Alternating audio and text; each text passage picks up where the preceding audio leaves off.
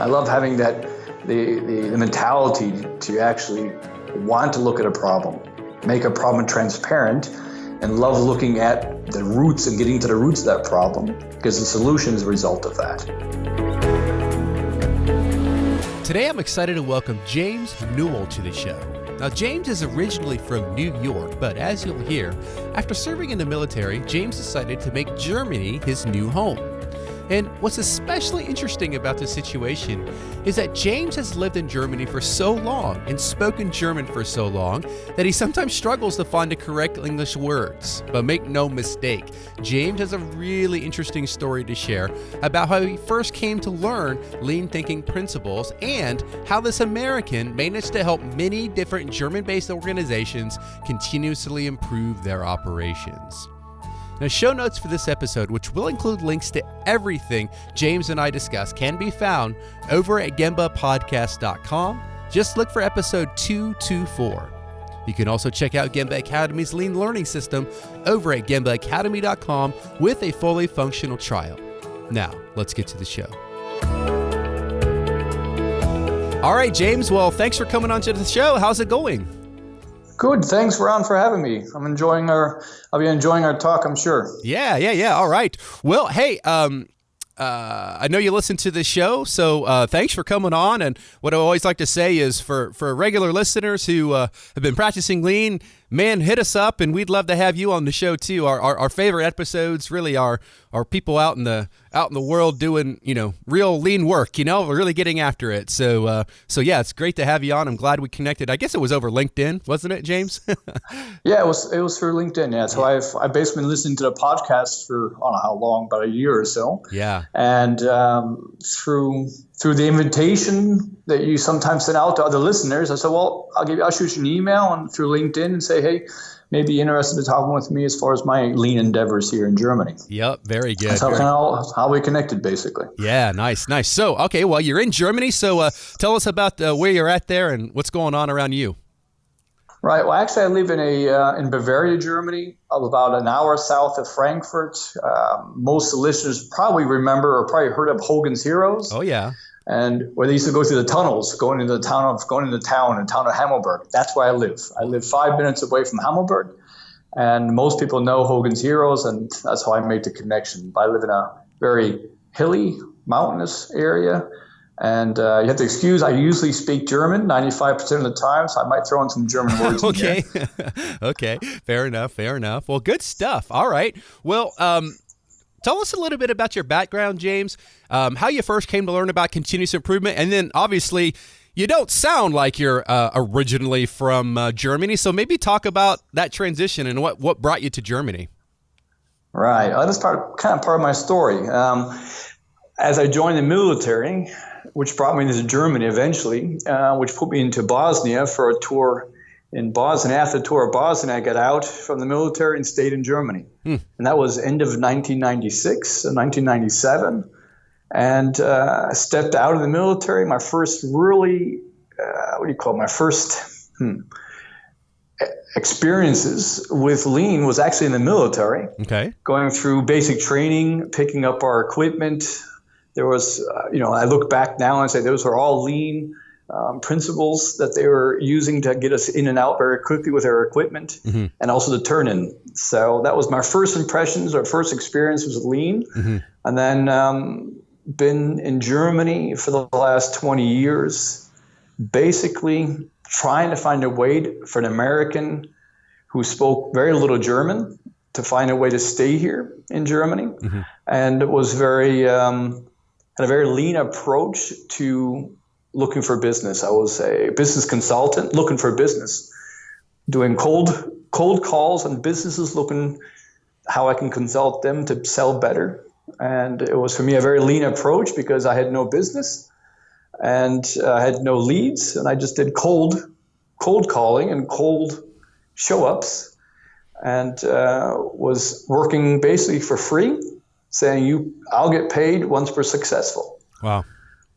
And then years after, moved on into more consulting, business consulting, started a few small startups, And recently, for the last 4 years, I've changed into completely a crossover. I think you call it a crossover in English, and went from sales and sales world into industry and production.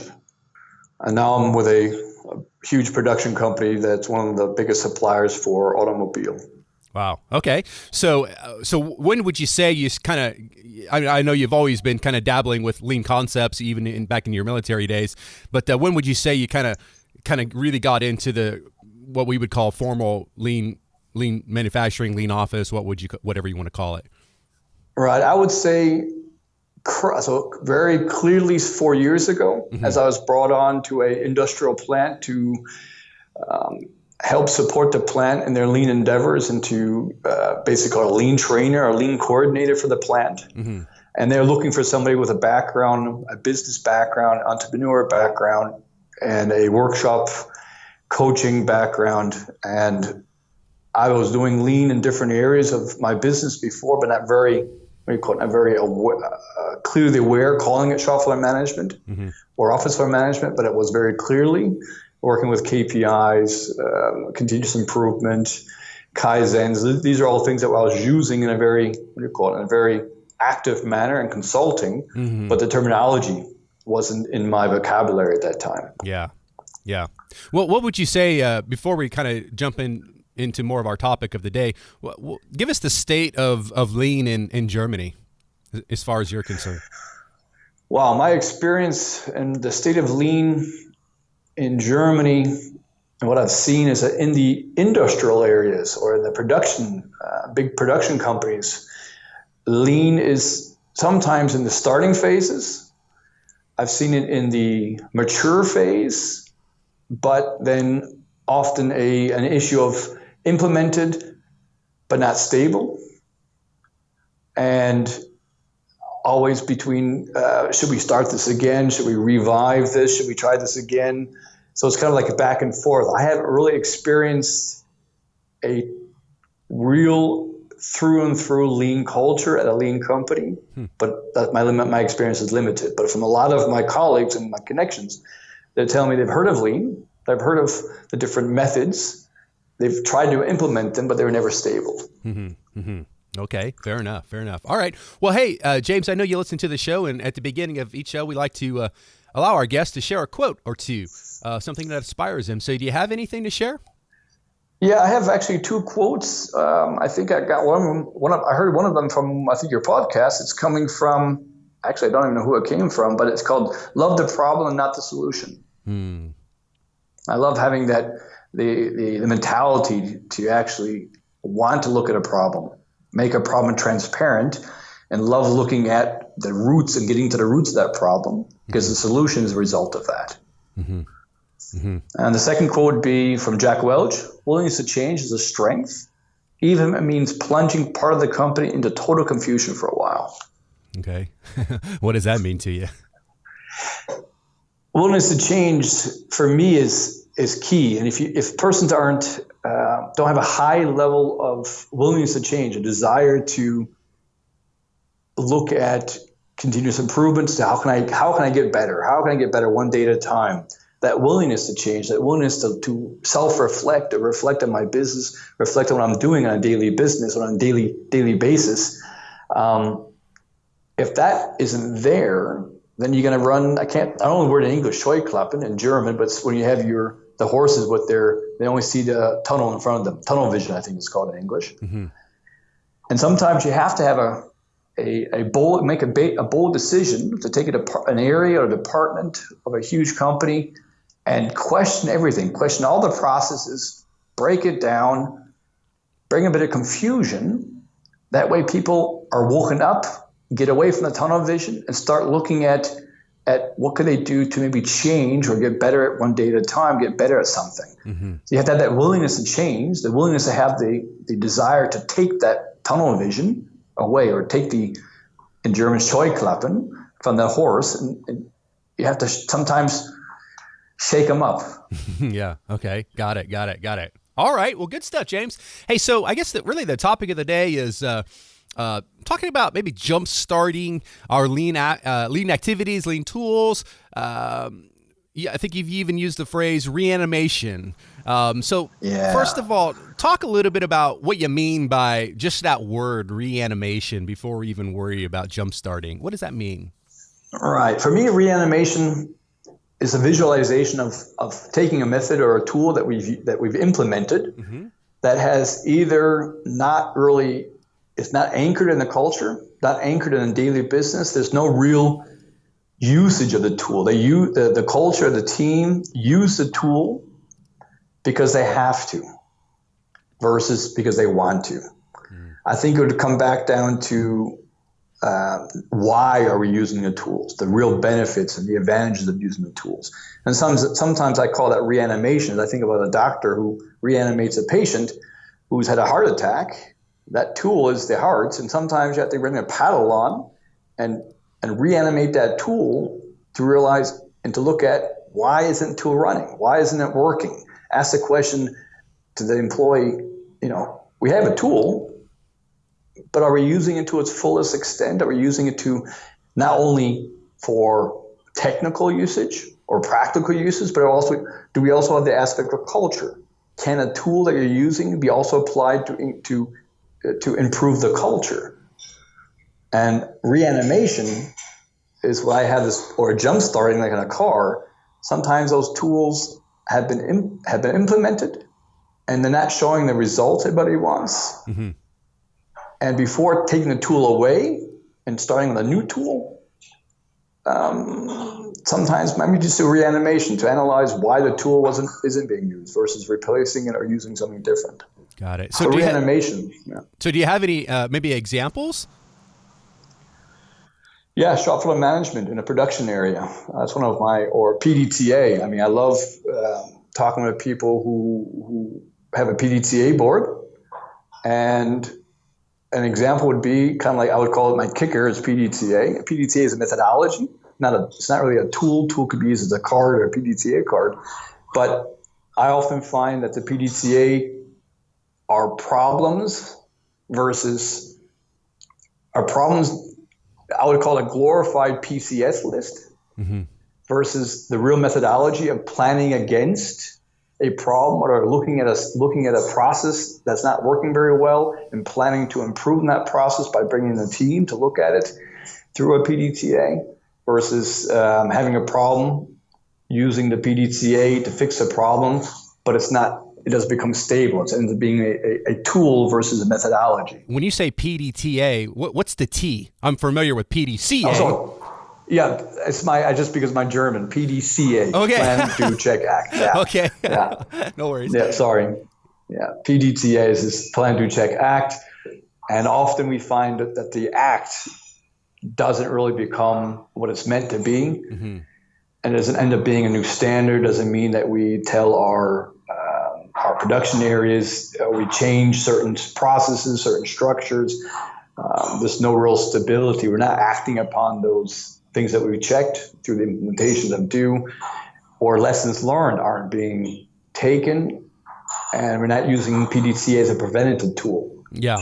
So that would be for me anybody from my colleagues are probably smiling when they hear the podcast because they know it's in German Steckenpferd, which is my kicker. I had that off. One of the biggest topics I use to help coach people is to look at what tools they're using and how they're using it. Well, I'm going to push you a little bit here. So that's a nice high level answer, but let's dig in. Give me a real practical example of where you've gone in and higher level or just deeper dive than PDCA in general. Give me a real example.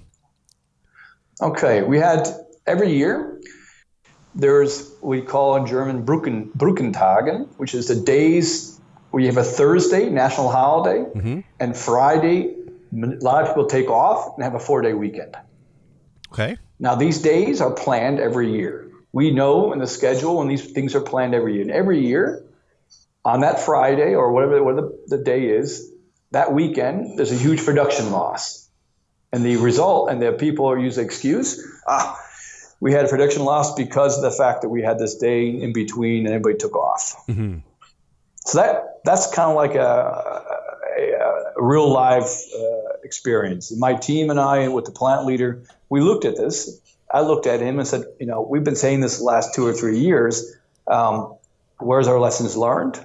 And this would be perfect topic to reanimate PDTA and to really look at the next days that are coming, the next possible weekends that are coming, which we've known in the past, and let's plan against this. Let's look at how we can bring a team in, all the responsible parties, implement, check, did it work? Did we keep our numbers up at a high level? And if that's the case, if we actually solve the problem with these 4-day weekends through broken days or bridge days, let's put that into a standard, put it into our management handbook, and it becomes a standardized way of dealing with this problem through our lessons learned. So what were the results of approaching that specific problem?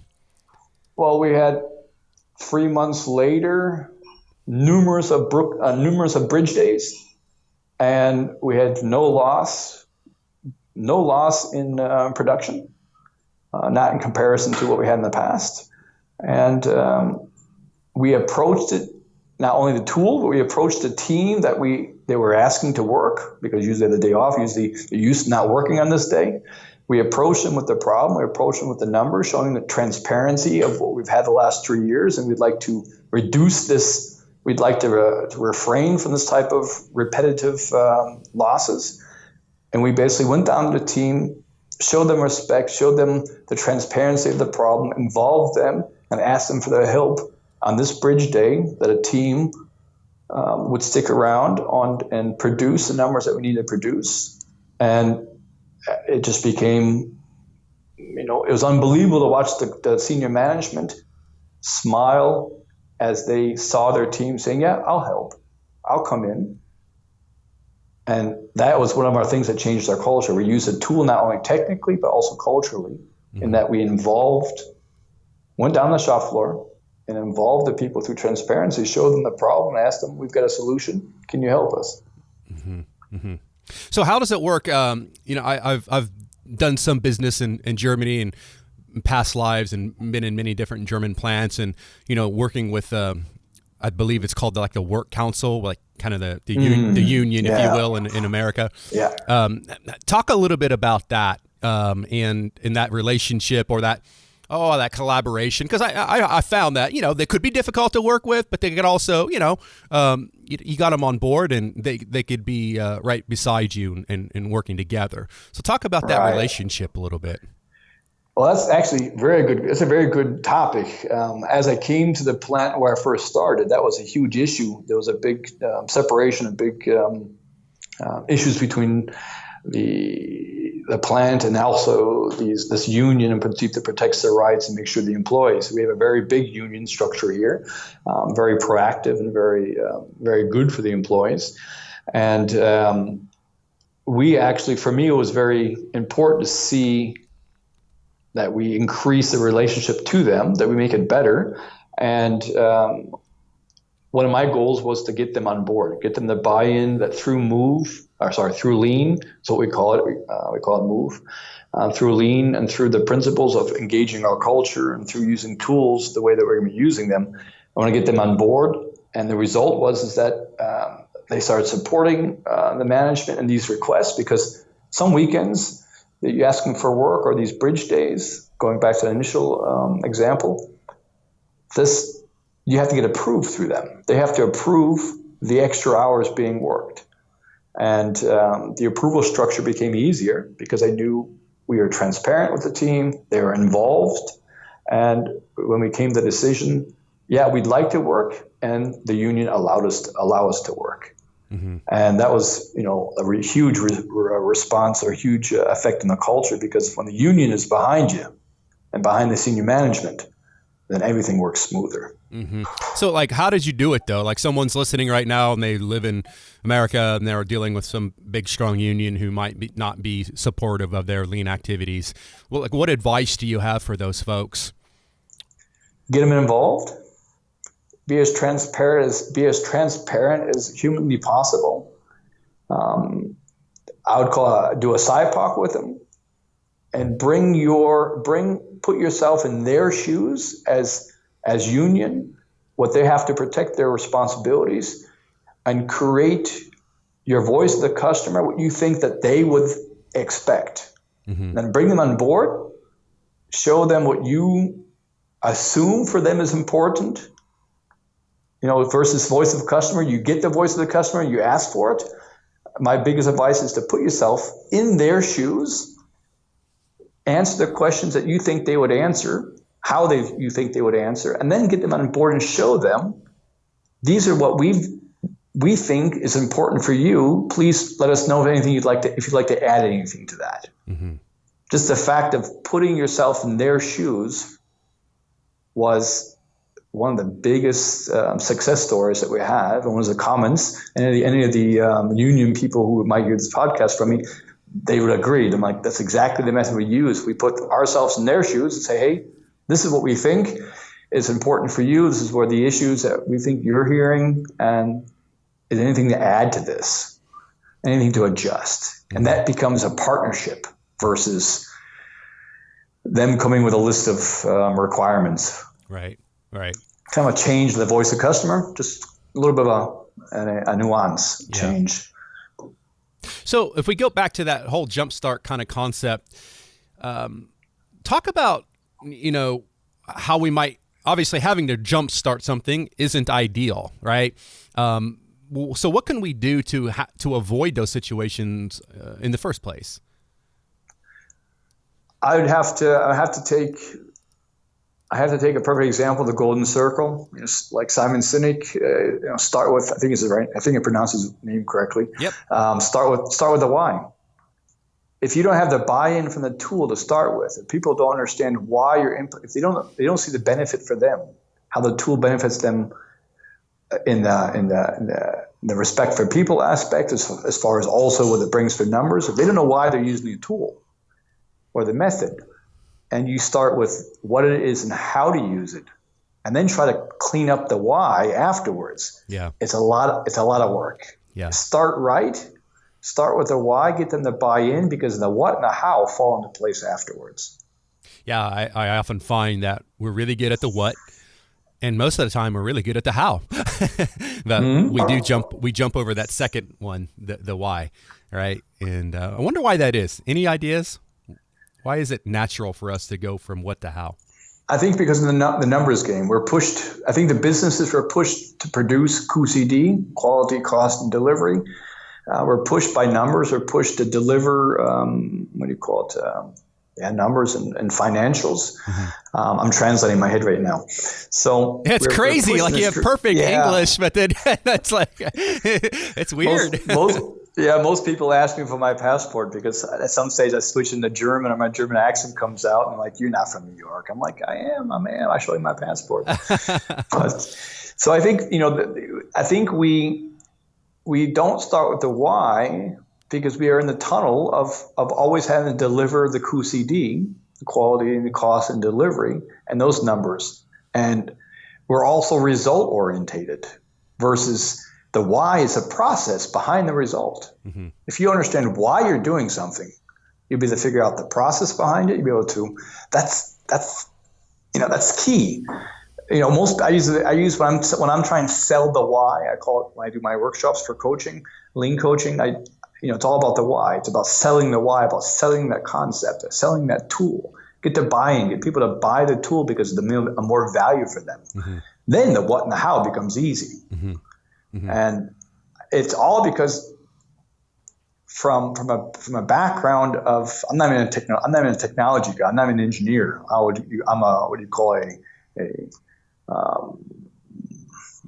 In German, Verhaltenswissenschaftler, behavioral science. Okay, yeah.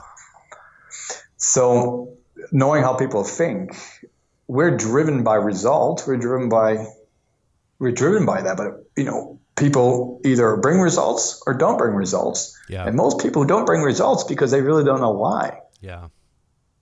Yeah. What's like a big transformation for me personally over the last few years is, thinking about things like scientific thinking, whether it's Toyota Kata or just PDCA or DMAIC done properly, right? I would say it's not about solving problems. We don't, we should stop worrying about focused on problem solving and just start thinking about learning and discovering. And the more that we learn, the more that we discover, the more problems that will just they'll be solved right on their own. It's like Paul Akers says, quit trying to make money and just go fix what bugs you. And if you fix what bugs you and you make things better and better and better, the money will come, right?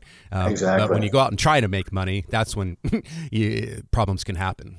So I often say to my colleagues or my people who I then consult or coaches, if we look at the process behind every problem, every result, if you focus on result KPIs, you'll always be firefighting. Mm-hmm. If you concentrate on process KPIs, what is the KPI? What is the process behind these result KPIs? You focus on getting better at your process and measure through a process KPI, your result will have to be better. Yeah, no, exactly. And that mentality, to have that mentality, to look at the process, is extremely difficult when we're being pushed from financials and being pushed to have results. Yeah, good stuff.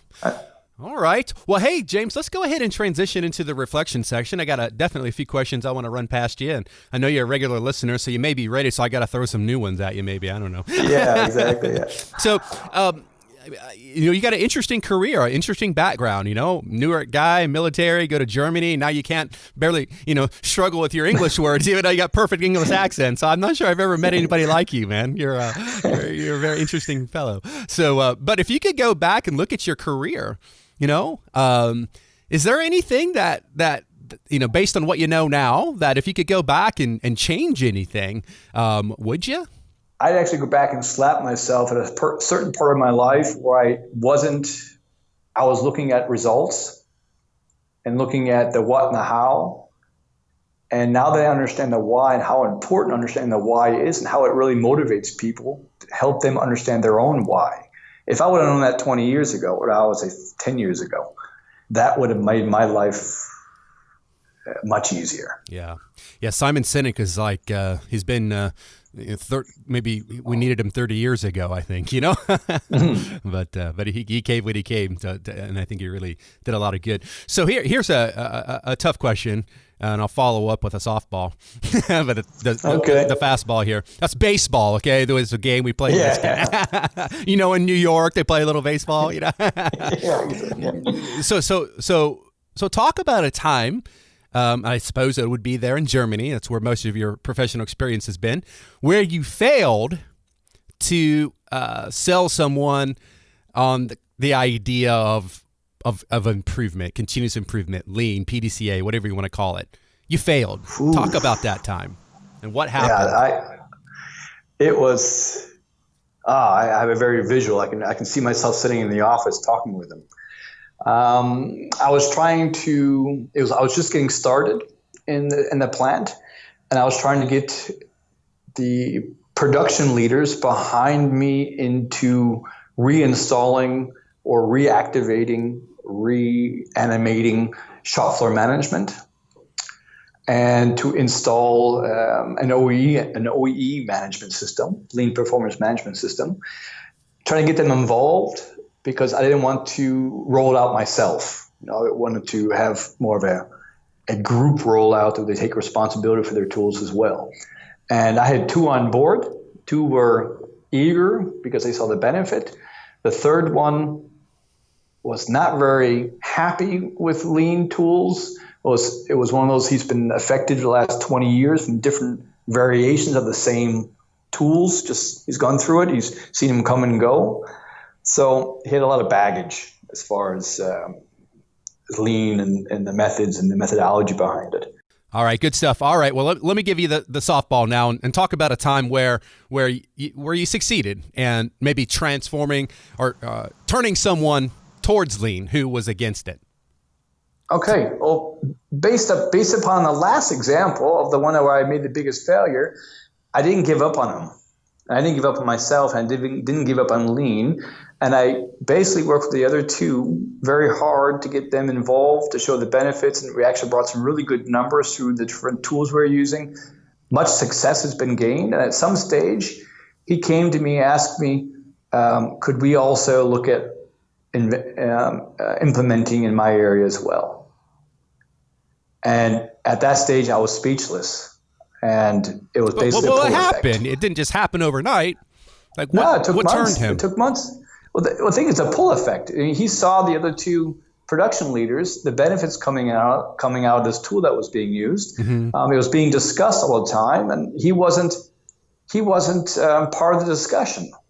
And there was kind of like a pull effect that happened, and we ended up then talking, and now we have a great relationship. Mm-hmm. It's unbelievable how we now discuss things, and sometimes I think he's probably my best advertiser out there. Yeah.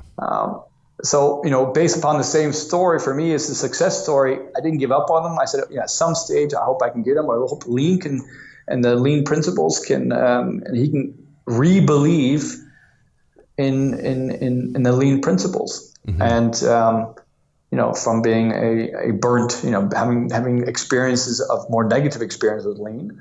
And at the end of the day, the tools he's using, the tools that we basically implemented with him at the end, he's still using them. And he's actually a shining light in a new area where he's gone to. He's one of the only ones where that tool's actually working and running very well. He's like a best practice for the entire area. And I enjoy the fact that he and his team has actually been multiplied, and that he enjoys something. And I was just the mediator. I was just the one that helped. Jumpstart it. Hey, so I got an interesting question here. I've never asked this before, but it's something that I'm curious to get your thoughts on. So you again, American guy goes to Germany and he's lived there now, and you're fully immersed in their culture, understand their culture, living their culture. What's one thing that we Americans could stand to learn from the German people? And then the flip side, what do you think the German people could learn from Americans? Wow, that's a tough one. I would say I'm going to reverse it. Okay. The Germans can really look to the U.S. regarding the capitalism mentality, having a desire to really achieve something, and the work habits behind that, working effectively as possible towards a goal, and to be the real entrepreneur at heart. That's one of the reasons why I was brought into the company, is to also help their engineers become entrepreneurs. Mm. And the flip side that the Americans and Germans can learn from the Germans would be the down-to-earth, stable, red oak type of roots that the Germans have. We have a very strong, family-orientated, strong, stable, often humble way of doing business.